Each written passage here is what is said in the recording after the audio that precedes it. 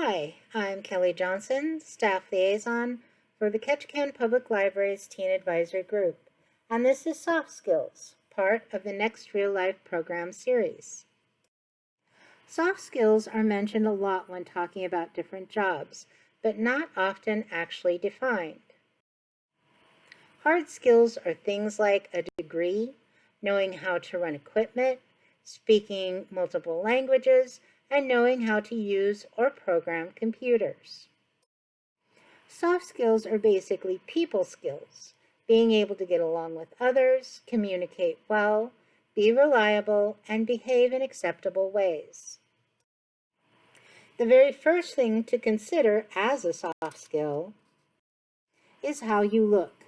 In this case, though, appearance has nothing to do with perceived attractiveness. The minimum requirement for nearly any job is good basic hygiene. No one wants to work with someone who smells unpleasant, and that can include too much of any fragrance. You might love perfume or aftershave, but you might be overloading your coworkers, so go light.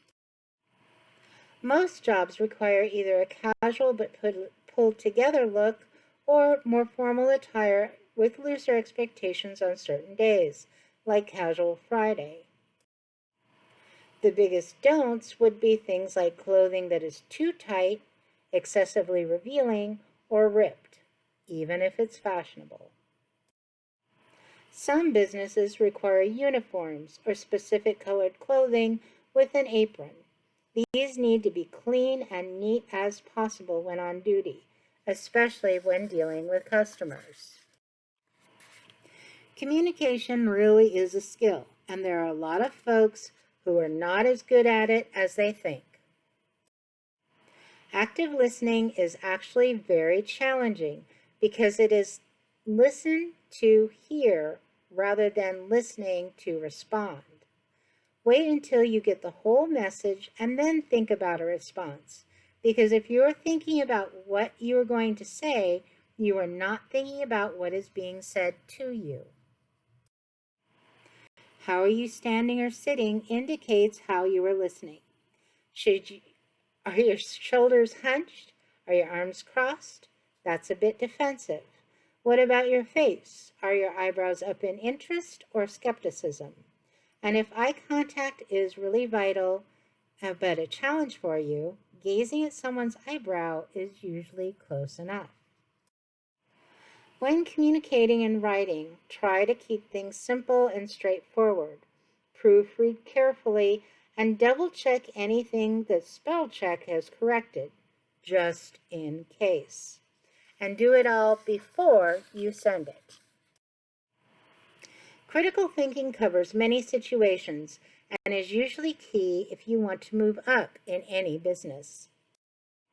Analyzing is nearly always focused on problem solving, but it also is useful in reaching goals and time management.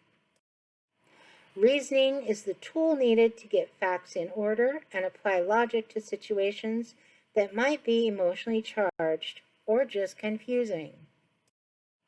Evaluation is the part of critical thinking that separates out the individual components of things like a difficult situation or how to move forward when encountering a problem.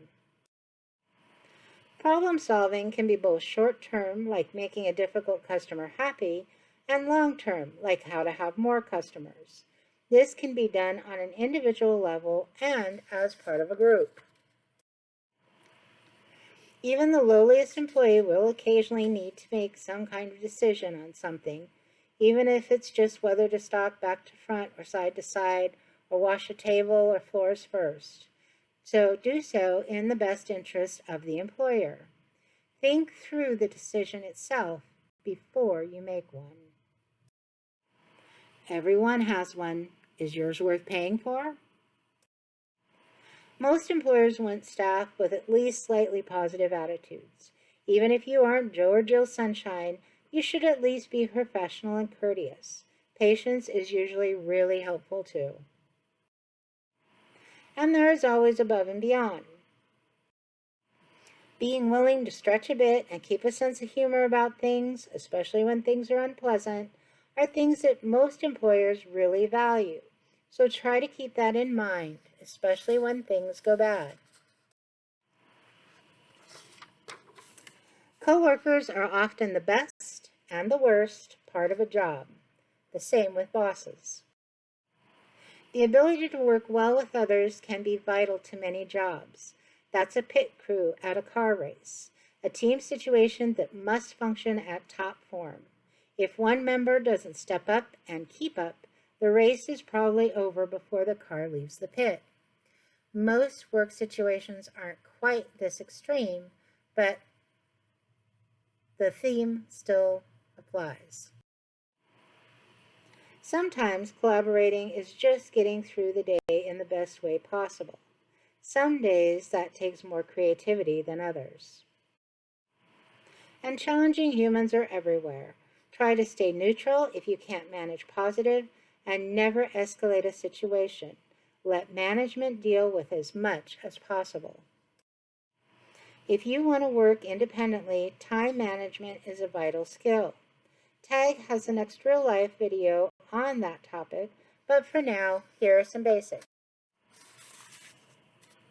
In general, you want to be sure you're using your work time to work. That is why they pay you. Checking your phone or chatting with coworkers is not working. If you don't think there's anything to do, check with a boss. When you are working, the business sets the tasks, and different jobs have different tasks. Your boss should give you clear duties. If not, ask for clarification. It is better than getting in trouble later. In a lot of ways, your personal work ethic will be how you do your job. It is the one thing that you are in total control of. If you hold yourself to a specific standard, even if you don't like the job you have, it will make a difference at the end of the day. And being able to say, I did my best, can be rewarding in and of its own right. Though a paycheck doesn't hurt, self-respect is very good too. That's it. I hope this was useful to you, maybe gave you an idea or helped in some way. Thanks for watching, and good luck in your work adventures.